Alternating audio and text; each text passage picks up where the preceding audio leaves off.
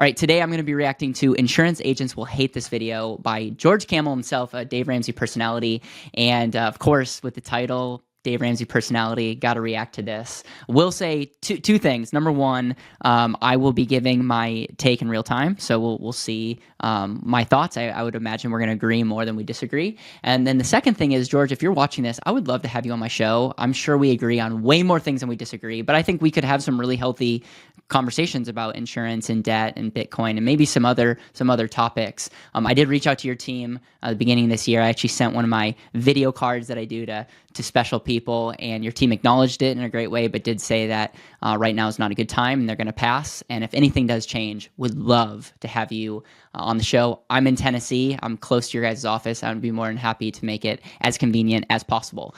Without further ado, let's jump in. The insurance industry is a lot like a gas station bathroom. It's highly sus and should be approached with great caution, trepidation, and a lot of TP layered on the seat. So in this video, you're going to find out which pointless and predatory I'm in the insurance space, and I have to say I agree with this point. Insurance policies you can stop wasting money on. Plus, stick around to the end to learn which two popular insurance add-ons are complete scams. To start, quick reminder, the purpose of insurance is to transfer the financial risk to the insurance companies for things that we can't cash flow out of pocket. So you don't need flat tire insurance, but you do. I tend to agree with this idea of transferring risk to a third party. I think at the very end where it talks about cash flow aspects, that's where we could debate, but essentially it's transferring risk, your chance of loss, to a third party, and there's a lot of reasons why you'd want to do that. You need car insurance because you can handle the cost of a flat tire, but the cost of your car and potentially someone else's, probably not. All right, now that we're on the same page about the purpose of this stuff, let's look at the first insurance you should not buy: credit life and credit disability. Here's how this works. Let's say you take out a loan on a fancy jet ski, but when you take out the loan, the lender says, well, in order to get this loan, you also need to buy insurance on your life. That way, if you die, it'll pay off the old Sea-Doo. That's how credit life insurance works. And it's the same thing with credit disability. If you become disabled, it'll pay off your loan. Now, here's the problem. It's basically life insurance and disability insurance, but it's 50 to 100 times more expensive. So the cost of a $10,000 life insurance policy on your $10,000 loan could have bought $1 million term life insurance policy. And if you're still not following here, getting 10K when you could have got $1 million is a bad trade. Not to mention, some of these lenders make more on the sale of the credit life insurance than they do making the loans, which makes selling you insurance somehow scammier than selling you debt. A plot twist not even Tom Clancy saw coming. Clancy fans, where you at? Dave Ramsey loves debt and insurance. You combine those together and you got talking points for days. I would say I 100% agree with where George is at. Normally, they're a lot more expensive because they're issuing it immediately, so you're not going through heavy underwriting, and so obviously it's going to be a little bit more expensive. But the other thing is, like, even if something crazy happened, there's chances that it wouldn't even get paid out because of having to like find the paperwork. So I think a lot of these companies just bank on the fact that you're just going to be disorganized. And so even if the chances of paying out are going to happen, which are super low, the chances of you sending a claim for it it's almost like getting gift cards and having gift cards being lost. Like these companies make a ton of money on people just getting gift cards and never redeeming them. There's an aspect of this as well. And so overall, all the points that George made and then those points above would not recommend that. You're dead, aren't you? You're all dead. I'm not dead yet. Next up on insurance that you should not buy is mortgage life insurance, which is very similar to our last insurance villain because it pays off your mortgage if you should pass. And that might sound like a good thing, but this is super gimmicky and targets our emotions. The salesperson will say something like, well, if you go out in a freak pickleball accident, how will your spouse pay the mortgage? But what they failed to mention is that the mortgage life insurance is 10 to 20 times more expensive than regular life insurance. And here's the math.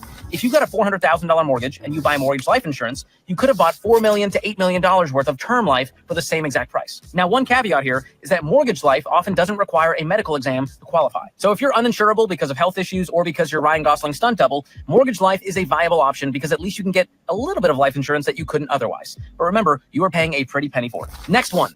Yeah, I agree with George on this point. I think for a lot of times they follow the mortgage, and so it actually decreases over time. And so if you look at it, you'd be way better off if that's your outcome, just getting a level term policy that just covers the mortgage immediately, and then you could say if you die 10 years in, you're actually it's more than paying it off. A lot of times that will be just as cheap, and a lot of these term companies are making underwriting fast. I mean, some of these carriers that we represent, you don't even have to go do a health test. Like it's called accelerated underwriting, and so some of the benefits of like not wanting to go through that whole process could be eliminated if you go through that. And I tend to agree with the idea. I do think mortgage insurance is a good idea, and it bundles quite well, but from a execution standpoint, 100% agree. Double indemnity and accidental death, which sounds like it could be the subtitle of a Jason Bourne movie, only this time starring Jesse Eisenberg. Plot twist, the villain is his social awkwardness, but he will overcome. He will succeed. I have a lot of anxiety about this. This type of insurance only pays out if you die by accident. So if you only have accidental life insurance covering you, but you die of a heart attack, your family will get precisely $0. Now, a lot of people are still tempted to get this because it's really cheap, but it turns out it's so cheap because there's hardly any probability this accidental death is actually going to occur. So the bottom line is you don't need more or different life insurance for your family if you die by accident. So just stick with term life insurance, which will cover you regardless of how you go to that big budget meeting in the sky. And let's hit the guidelines real quick on how much term life to get. You want to get 10 to 12 times your annual income in a term life policy.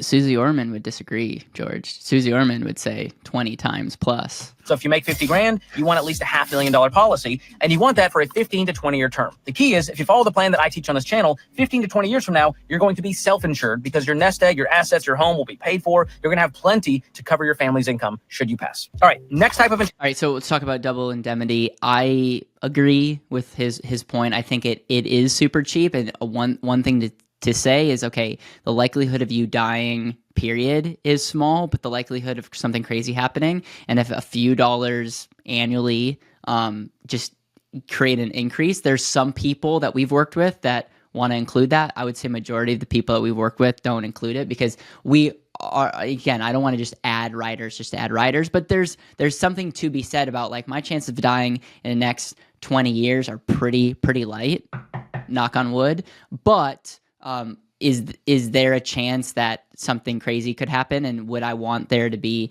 I don't know, like you could make the argument, but I just even think the fact that I'm like talking out loud, it's something that we don't put for a reason. And then George also mentions about how much life insurance do you need. I've had plenty of reactions to this whole need-based versus want-based, and I would say if you're just going off of like the bare minimum, yeah, his 10 to 15 times deal is a fine guideline. I think it's probably on the light end, even from a needs perspective, but I think if that's the goal, is to be self-insured and you want as little as possible, sure. But again, you're like, your ability to create is your greatest asset. And a lot of times in your financial plan falls apart if there's not the wealth creator. And so he's looking at the bare minimum, like, what do you need? And I think the opposite way to look at this is like, what would you want in a perfect world from a planning perspective? And the fact of the matter is you are going to earn a lot of money throughout your life if you lived.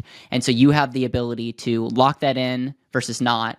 And so those are the two philosophies. Obviously, George is in one camp. I'm probably more in the other. But I think he articulated it well for if someone's jamming with that side. Insurance to avoid is cancer insurance, which, as the name implies, pays you if you get cancer. But guess what? Your health insurance will cover you if you get cancer. So cancer insurance is just unnecessary. Now, getting cancer is one thing, but if you are a cancer, here's your daily horoscope. Oh boy. I don't even know if I should read it. I don't know if you can handle it. This is why George is awesome, is he makes insurance videos funny.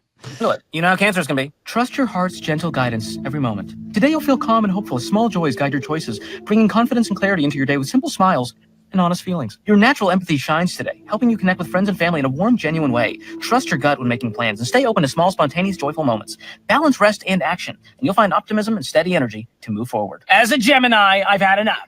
No, I'm not even a Gemini. I'm a Taurus. Don't get it twisted. You boys built for tough. All right, I apologize for that. But we needed something a little lighter after the cancer talk. A lame attempt at humor, swing and a miss. Next up on terrible insurance. I'll say I agree with the cancer. It feels very much like that accidental indemnity. I would say that the cancer insurance is something that, quite frankly, I've never seen in real life. So I know it's a thing, but I would put my stamp of something to avoid. Prepaid burial insurance. Now, quick disclaimer here. I do believe in pre-planning your funeral to take that burden off of your loved ones. And my loved ones already know to lay me down on a bed of lens wipes in the President Casket by Prime via Costco.com. So by all means, pre-plan, pre-arrange, work out all the details you want. Just don't prepay. Because listen, the funeral industry is making way more money collecting your money now and investing it for 40 years before you die than they are burying people. Don't believe me? Well, let's pretend that you're 40 years old, you're a regular at the Y, and you eat your Oikos 000 every morning. You're healthy. So there's a high probability you will make it to the age age of 80 at least. But the good people at the funeral home are selling prepaid burials for only $5,000. So you decide to go for it so your family won't have to worry about the cost when you kick the bucket 40 years down the road. But what if instead you took that $5,000, you put it into a good growth stock mutual fund that averages 10% over that 40 years? Well, that $5,000, without adding anything else to it, would grow to around $268,000, which is exactly how much I plan on spending on my funeral. I want a bounce house. I want DJ Khaled there. Barring any future drama with DJ Khaled, I reserve the right to remove DJ Khaled from my funeral if scandals were to arise. You just gotta be safe. You smart. You very smart. Anyway, that's what the funeral home is doing with your money. And if you had invested instead of paying for this prepaid burial, you'd have $250,000 more to leave a legacy to your family, which I'm gonna guess they would prefer to have over the prepaid burial. We've had a lot of death talk for the last little bit, so let's take a moment for a palate cleanser to talk about something you can do to make the most. Yeah, so here's what I would say about that is agree. I think I don't know many 40-year-olds that are planning out their funeral. I think if you're in your 60s and you want to just take that burden off your family, yeah, you can. Part of planning is also just arranging everything. But yeah, I mean, you could plan everything, give a checklist, and then when something happens, it's paid for. Obviously, if you're 40, if you're 50, even if you're 60, don't necessarily think you need to be prepaying. If you're in your 70s or 80s and it's a convenience thing, I think his whole 10% annual growth and all, like, there's an aspect of you want to get that taken care of. But I do agree, if you're under the age of 60, do not prepay for any of your funeral stuff. Fun fact is, one of my first business ideas was create a call center to do burial insurance. And actually, after having many conversations with many people, including funeral homes and all, I decided against that because there's a lot of people that sell this insurance and then it doesn't even get implemented, or the families don't know. And it goes back to they don't get redeemed. And so you get a lot of seniors that get taken advantage of because they're getting sold these policies, they're getting guilt tripped, they're buying, but then it's so disorganized, or they end up canceling because of disorganized. So overall, I think this whole sector is a red. It's not adding value in the grand scheme of things. And so that's what I would say. And so far, George, we're agreeing on all the points that you're making. You're just a little bit funnier than I am. Next insurance on the list that you can skip may come as a surprise to you: dental and vision. Now, it's not because your teeth and your eyes are not important. I mean, they're on my list of most important body parts, just above brains and right below heart. No, it's because if you go and buy dental and vision insurance on your own and you actually run the numbers out on it, it's almost never worth it. Mathematically, you could have just saved up and paid for your dental visits, cleanings, x-rays, the occasional root canal, wisdom tooth removal, or whatever you need without insurance. Same goes for eye care. So I would just tell you to self-insure unless it's subsidized or covered by your employer, in which case, take it. That's a sweet deal. Next insurance to skip is probably... I agree, and we do the same thing with our family. Something your neighbor Jeff is known for peddling at the cul-de-sac barbecue, and that is whole life insurance. If you're unfamiliar, whole life insurance covers you for your entire life instead of a term policy, which covers you for 15, 20, 25 years. And whole life also includes a savings account called cash value. The idea is that part of your monthly payment goes toward your death benefit, which is the money your family would get if you die, and part of it gets saved in this cash value account. Sounds kind of nice, but then again, so did having your toddler help feed the dogs. She ate it all. She ate all the dog food. The baby human ate the dog food. The question is, what does she know that we don't? Are mush peas that bad, or is dog food that good? People need to know. Whole life and any other kind of permanent life insurance is a terrible idea. For starters, it costs way more than term life insurance, could be as much as 17 times more. And that's because it's trying to be two things at once: insurance and investing. And it does both of them very poorly. Not to mention, the cash value in most accounts only grows at 1 to 2%, which FYI isn't even keeping up with inflation. And here's the kicker. When you die, your family doesn't even get the cash value in most cases. They only get the death benefit. Who gets the cash value? The insurance company. No bueno. So next time you find yourself getting cornered by Jeff by the condiment station, remember, whole life agents get big commissions, sometimes up to 90% of your first year's premium. That's why they want to push it over term life. They make money whether it's good for you or not. And in this case, it is not. Okay, we're rounding third, headed towards... All right, so George, we had a good stretch, and this is where I push back, but I wanna share what I agree with at first. I think whenever we're looking at big parts of the population, you could look at whole life insurance. I'm sure George would also say index universal life would be bundled into this, even though he just highlighted whole life. I would say he would probably say permanent life insurance is a bad product. And I think for the most part, if you zoom out and look at all the life insurance that's sold with all these different companies, a lot of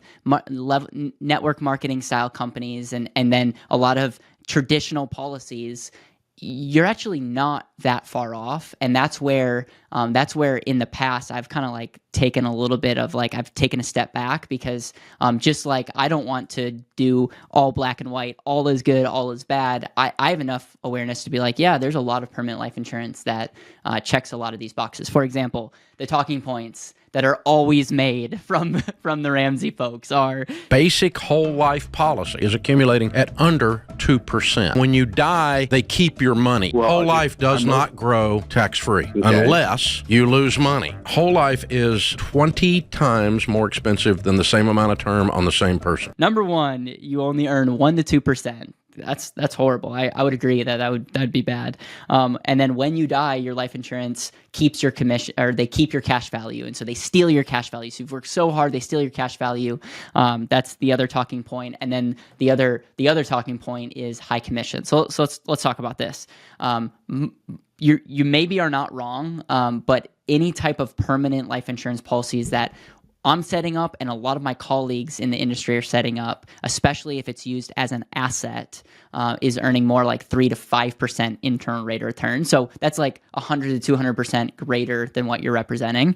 The second thing is they steal your cash value when you die. Well, most of these life insurance policies that we're setting up, the life insurance death benefit is increasing greater than what the premiums that you're putting in. And so, in other words, you're only getting the death benefit, but the death benefit is far greater than the original death benefit and what you've put in. So, in other words, you can say they're stealing your cash value, but the net result is it's the death benefit. What you get is a greater than the initial death benefit plus how much you put in. That's a tongue tie, or that's a word, that's a mouthful. But you get the point. And then the last thing when it comes to commissions, you're totally right. This is one of the reasons why many people come to us and are drawn to our message, is because we're very transparent with how we design these things. And you see firsthand that we make a fraction of what we could make if we set this up the typical way. But we believe that's one of the value props. And so you're not wrong as it relates to that. That's why we're probably in agreement. And I'm never going to change your mind, because it would be detrimental to the Ramsey brand to say, okay, there's a couple aspects that permanent life insurance could be a good fit. So I respect the fact that you guys have to take a hard line. My hope would be that people, especially that are, affluent, can look at this and not just black and white, and maybe can say, okay, there could be some elements that life insurance could enhance my situation. And at the end of the day, it goes from the efficiency framework of what is going to help me be more efficient. And there's some cases that you shouldn't have permanent life insurance because it does not help your retirement, your future savings, your estate be more efficient. And there's some aspects that it does. And so that would be my 2 cents as it relates to that. The other thing that I would just point out, all the insurances up until this point are expense. Whole life insurance, regardless of what you want to say, is not, because it's a permanent deal. It's not just pay for it and then hope you never use it. It's an asset. You might say it's a bad asset, but it's an asset. So that's the other difference between whole life insurance and all the other insurances that George said. So in summary, I don't necessarily disagree with a lot of points that you're making, but it's frustrating from a standpoint of being on the other side saying, hey, we've built a whole brand calling those same things out, but saying we're different. And I respect the fact that you have to keep the hard line. There are 2 more insurance add-ons that people are often talked into getting, and spoiler, total scams. The first is return of premium, or ROP. You'll see this add-on on almost any kind of insurance these days. And basically it says, if you don't use the policy you have, the insurance company will give you your premiums back and the policy will have been for free. But of course, you have to pay extra for it. So was it really free? So same story as before. If you take that amount you would have paid extra for ROP and invest it, it would more than return your premiums, whether you use the policy or not. The other scam is the add-on or rider called... I wouldn't call it a scam. I would say that from an efficiency standpoint, I would tend to agree. And again, that's all I'll say. There's actually someone that told me that whole life was a scam, but you should do return of premium term insurance. And I told them, like, isn't that just a more inefficient version of whole life? And I was like, I saw light bulb moments going off on firsthand. But yeah, I would tend to agree. Return of premium term insurance is not something that we would sell or talk to people about. Waiver of premium, which is similar. It says, hey, if you become seriously disabled and can't work, we'll waive your premium payments and still keep your insurance active. And again, this one sounds like a good move, but just know this costs extra and there are strict rules around what qualifies as disabled. Insurance companies do be picky like that. So what's the smarter option here? Just get long-term disability and don't fool with this crap. Okay, we just talked a lot about the insurances you don't need to pay for. But what? Okay, so I would say waiver of premium is one of those aspects that if you buy into permanent life insurance structuring properly as part of the cornerstone of your portfolio, you could say that waiver of premium could be a beneficial thing. If you're going to subscribe to the whole buy term and invest the difference and all, 100% agree. And I would say on our policies, we always give our clients the option and looking at the pros and cons. And many people choose not to do waiver of premium because they look at the differences. But some people choose to do waiver of premium because of they like the fact that even if something happens to them and they get disabled, which every company has a different definition, they would have a part of their insurance gets self-funded, and they see that as an asset, and they like that. So you can see the pros and cons. I would not call it a scam, but I would call it trade-offs and looking at the differences. So overall, George, we agree on more than we disagree, but obviously the life insurance conversation is one of those that I would love to have a more in-depth convo and even show receipts, like show typical life insurance versus non-typical life insurance and or the stuff that we deal with and like from companies, because I think not that I would have you guys endorse anything that we're doing, but I think what you would say is like, okay, still not a fan of life insurance, but if you're going to do permanent insurance, God forbid, this would be the way that you would want to do it. I think that's where the angle that I would try to go with is like, could you see a world where some people would want permanent life insurance if these are their values? And that would be the conversation. And we probably would still disagree, but that would be the thing that I would love to talk about, as well as debt, as well as some other philosophies right here on this channel. So if you're a fan of this show, just know every time you view this, you help me become more relevant so that I can get the Georges of the world. And if any of you know George and want to make an intro or bump my request up, please let me know. But again, thank you. And if you have more questions about insurance for yourself personally, want to learn more, there'll be links down below.